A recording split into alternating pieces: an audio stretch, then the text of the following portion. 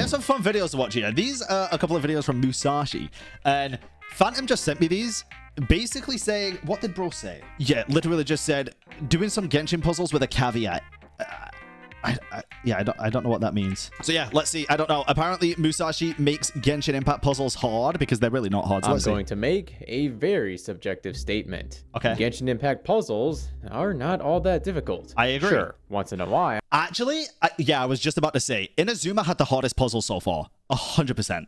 Now there comes a puzzle that'll leave one momentarily stumped. But they were also the most fun. fun. Give it a minute, things will click, and you're on with your journey, having earned yourself a treasure chest. Yeah. What I want to ask today is, what if Genshin puzzles were difficult? I think it'd be a lot more fun. Because we can certainly make them so by, say, only allowing the use of Traveler. Let us take a look at how creative puzzles could be if the Genshin devs were just a tad bit insane like myself.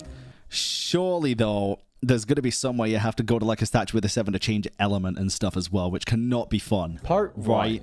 Elemental monuments.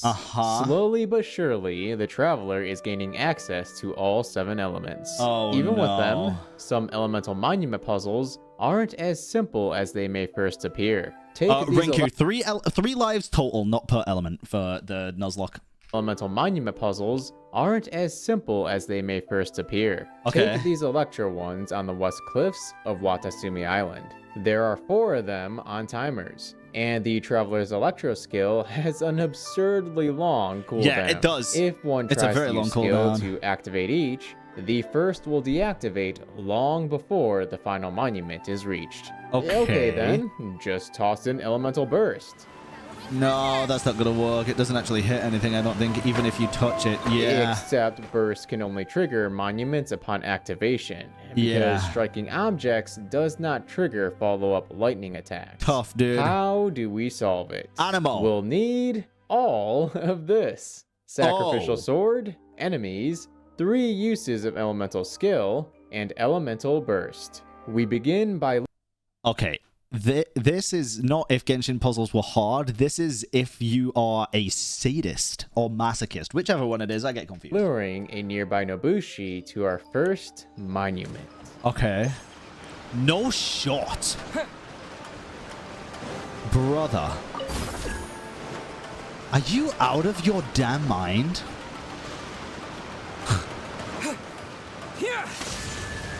Really?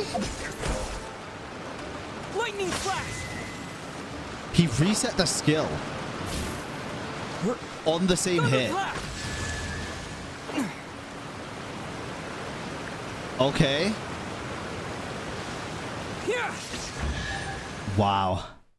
And there you have it. A common chest for all our hard work. Love me those 2 Primo Gems. What if we have elemental monuments for a Traveler element not currently in the game? Things get trickier. Animo is an element that can become... I actually did this on the free-to-play account not long ago, if you remember, chat, and I felt really cool after doing it. I did a whole puzzle lighting up all the torches in a row just by using the Traveler's E and ult. It was very, very fun. Electro, Hydro, Very cool. Cryo, or Pyro. When in the overworld, this means simply placing a portable waypoint near the puzzle and warping those elements into the area to then self-swirl. Set yourself on fire? So long as you don't change maps, such as entering Enkanomiya, Elemental Status, even Elemental Grana will teleport with you. It's inside domains or limited event maps where portable waypoints cannot be used that things get much more entertaining. I actually had no idea about that. When you want to activate Pyro monuments, yet your only source of Pyro is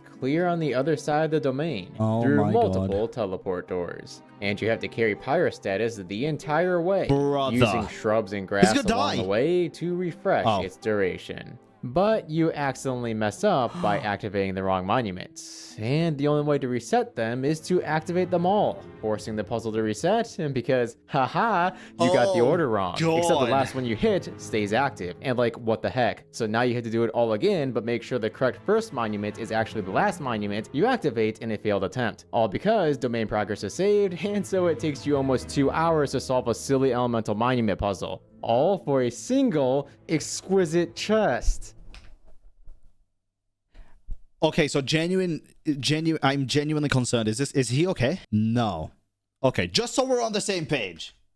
Man, that sure was lots of fun. How come we don't get more puzzles like this, Hoyoverse? There are also times where you have a Hydro Monument inside a map where portable waypoints can't be used, but the source of water is too far away and Hydro status wears off before reaching it. So you mercilessly thrash a cute little monster hundreds of times with a dull blade to carry it far outside its spawn point, only to then tear it apart with the force of a tornado, because you need that to reset Hydro status on it. See how much more awesome this game could be? What's that? I'm insane. Come on, this is the easy stuff. I thought we were talking quite quietly, my bad. Not even warmed up yet. Part 2. Dendro Rings. Here we are in the middle of the Aranyaka quest chain, in a domain littered with Dendro Rings the traveler isn't supposed to be able to reach. These things are super interesting with the restriction we've set, and it's entirely because the traveler can't use a bow. As we all know, a charge shot via bow to deliver Dendrograna is how players typically activate them. You can do that? We need to do the melee equivalent, charged attack. But how can we do that when those are up there and we're down here? Just use charged attack midair. It's not impossible, and Traveler is one of the few characters who can consistently set it up through the use of Starfell Sword. Behold, the falling charged attack. Puzzles involving Dendro Rings aren't usually on timers, so there's no rush. I say usually because there were a few instances of timed puzzles involving them in 3.8's Valerian Mirage. A little fun fact, because this obscure workaround exists, this is Traveler insane. is capable of completing the entire Aranyaka quest chain alone. Part 3, Ruin. Just so you know, we are not doing that when I do it on the free-to-play account. I am sorry in advance. Torches. At the time of this video's publication, Pyro Traveler does not exist. That's okay, because as Why not? Because it's already a masochistic idea. I do not wish to die. Oh my god, this sounds miserable. Established, Animo can become Pyro. So these puzzles that can only be solved with Pyro should be fine. Unless the area is flooded. Now, I get it. I could easily drain the water. But that wouldn't be in the spirit of making... Well, I guess you could. Could you not use... wait, do these torches have Pyro, like, affliction on them? Because you could use Pyro Traveler's ult, because Pyro takes priority over Hydro. No? Well, fuck me then. I don't know. Now would it? And to add one more layer to this delicious cake of difficulty, the Ruins torches are invisible. To make them visible and to start this puzzle, this mechanism underwater needs activating. Yeah. Just grabbing the key and swimming over top it isn't gonna work.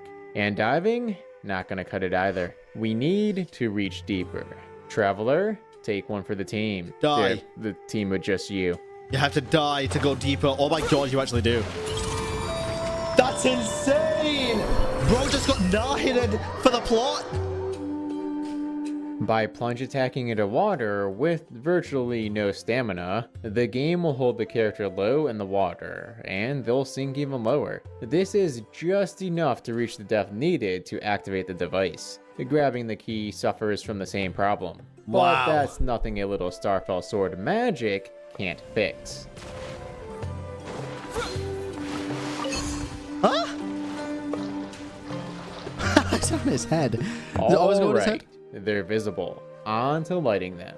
Since this is the main overworld map, I can use portable waypoints to teleport Pyro status here. The problem is that I need a place to stand that water won't immediately remove it when loading in. I can stand atop the torches, but... Well, that would work. Aha! Up there.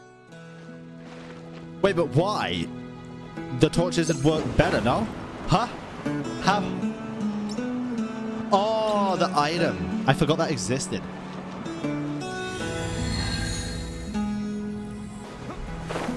However, need to make sure that when they release the Mare Javari, that item does not work in it. That would be so good attention to detail. By the way, I genuinely believe we're going to get so many plot holes filled in and so much lore when we finally find the Mare Javari chat. And the reason is... the wind doesn't blow there.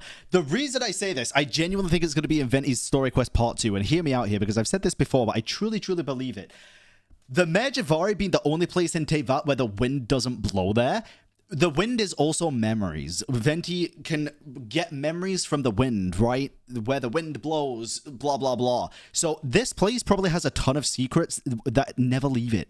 They probably never leave it.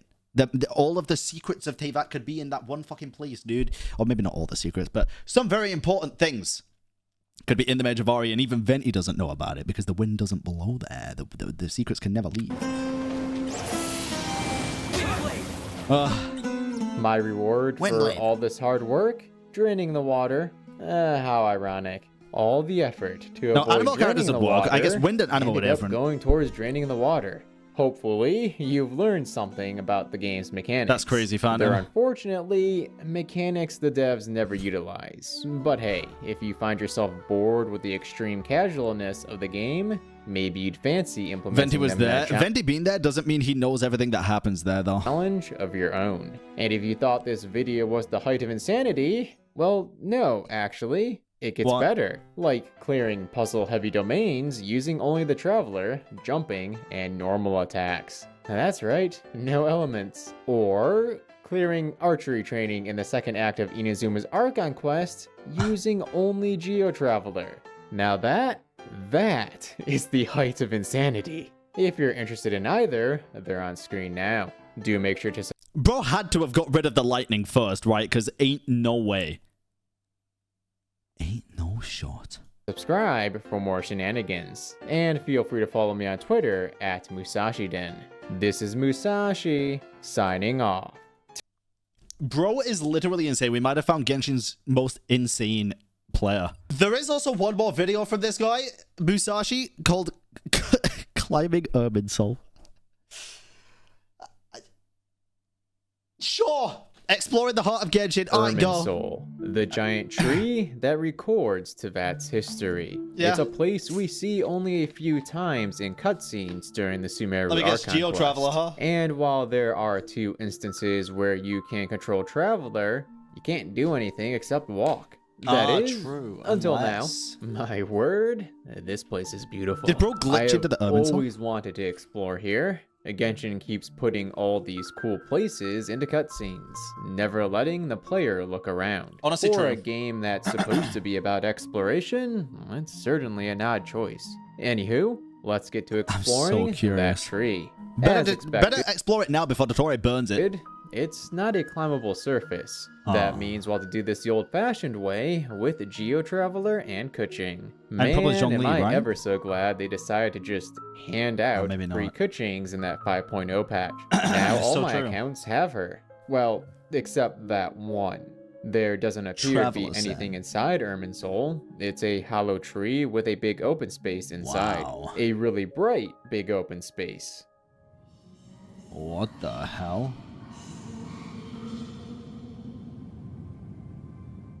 Up we go. Oh my God. God. Be extra careful. Surfaces you can't climb are usually slippery. And she's walking like I imagine a 70-year-old grandpa would walk after accidentally shitting their pants. I just want you to picture that for a second. Up we go. Gotta be extra careful. Surfaces you can't climb are usually slippery. And if you step off the flat portions, your character starts to slide. We're halfway up, I'd wager. Super cool that this area has collision. A miracle even. If players were only ever intended to walk across that route and trigger a cutscene, then there'd be no reason to add all this. True.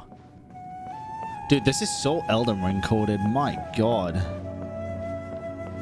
It's beautiful. That's the top. Once again, it is extremely beautiful here.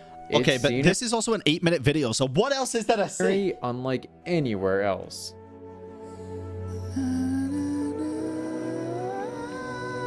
Cubes! Wait, real? Anyways, there's more to see, so let's get back to exploring. The best place to start is always the highest point. Please tell me a place to portable waypoint, just in case. The cubes, dude. Look at them. Oh my God. Oh my God. Nice. The outer walls are climbable. That'll speed things up. Wow. I actually didn't expect that. They're gonna stop being climbable at some point, aren't they?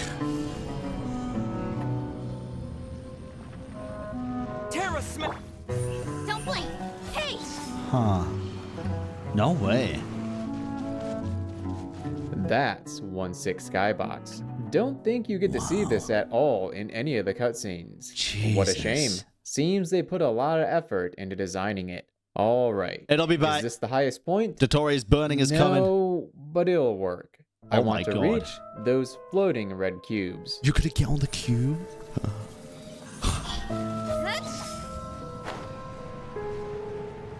I was gonna say I bet you can't, because I bet it's like Celestia where it's not an actual object, but it looks it looks like they're getting bigger.